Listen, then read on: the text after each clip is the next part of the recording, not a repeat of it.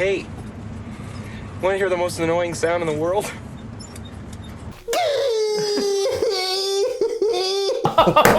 We are testing Weller Antique 107 and we're trying to find a good comparison bottle. A cheaper, well, more available alternative. Yes, and what we've thought about is cut to take two.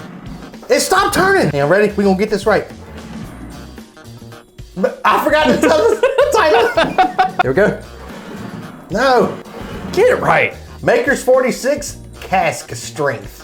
That's right. Yeah, baby. Yeah, this is what, 110 proof and some change? 110.3, I think. Yeah, 110. And that's 107. 107. So they're both weeded. So we figured that this would probably be somewhat maybe the closest to compare with this. Yeah, and we know we love it. It's very good. Let's pour a couple of each, see how it pans out.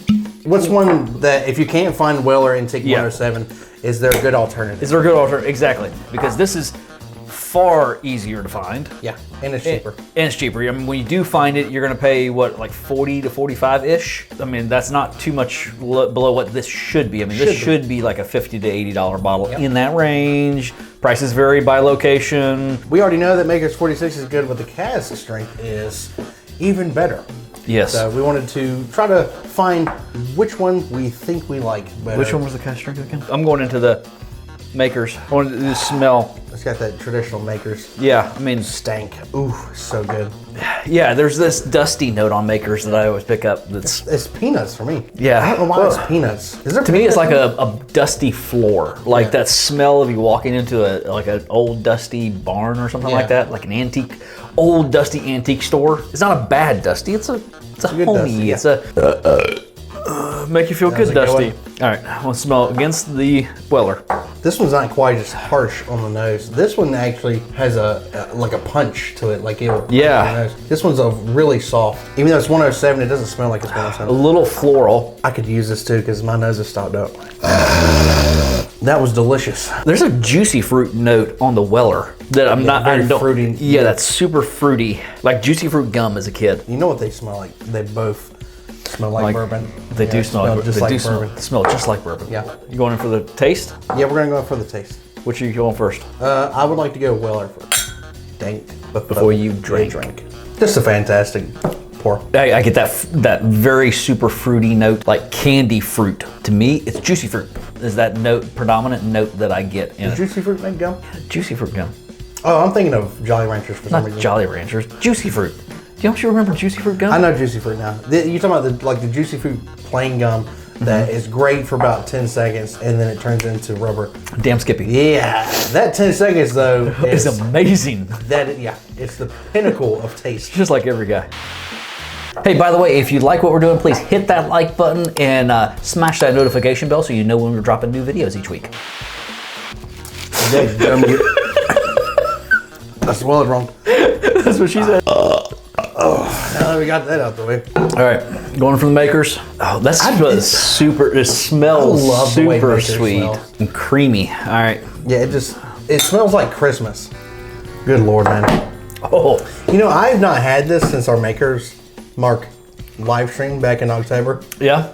Link right here. Link right here somewhere. Oh yeah. Oh, this is so good. Cherry, brown sugar, a little bit of honey, got a little baking spice. I think I put this in second place in that live stream. It was FAE01, this. I think you did. And then French Confection. Yeah, and you did the opposite. I did. I did the FAE01, the French Confection, and then this. Or vice versa. Because I really don't remember I know what we put in the first place. FAE01. Oh, jeez. It's got the bite that I love. Yeah, and phenomenal finish. It's got the Kentucky Hug similar to Weller's. Yeah. Got a nice finish to it, but this does not, on the palate, it's not as hot as Weller. No, but it lasts longer. I think this is more oily. This kind of dissipates. Yep. It doesn't stick around quite as long as you ideally like for it to, but this right here does. And it's got great flavor. And if it has a great flavor, why wouldn't you want it to stick around for a long time? You know what? So fruity. So fruity. This is good. This is really good. It's very good. But I'm going for this. Okay, so I'm thinking the same thing. I'm like, I know we didn't set this up to be like, this is better than, which one's better? It was, okay, is this a viable alternative? It's a viable alternative. To me, this is more than a viable alternative. If I see these two sitting on the shelf at current market prices, even if this was pricier, even if this was 50 or 60 bucks, if it was similar, I think I'd probably pick this up. Here's the real question. If this was on the shelf for 80 and this was for some god-awful reason $80, then what would you buy? I'd buy the makers. I would too. It's not even, it's not a factor of like, should you get your money's worth? It's a factor of taste.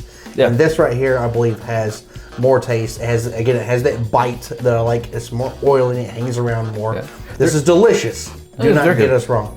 But for a viable alternative, Maker's 46 Cask Strength every single day. Every single day. It has been, I think I'm 7 months since I've had this. It's so good. We keep going for all these limited releases, which are freaking phenomenal. Yeah, they keep coming out with stuff. It says limited edition, but I mean, I see it on the shelf all the time. I do too. For our Weller Antique 107 review, click up here. The director will put it up there somewhere.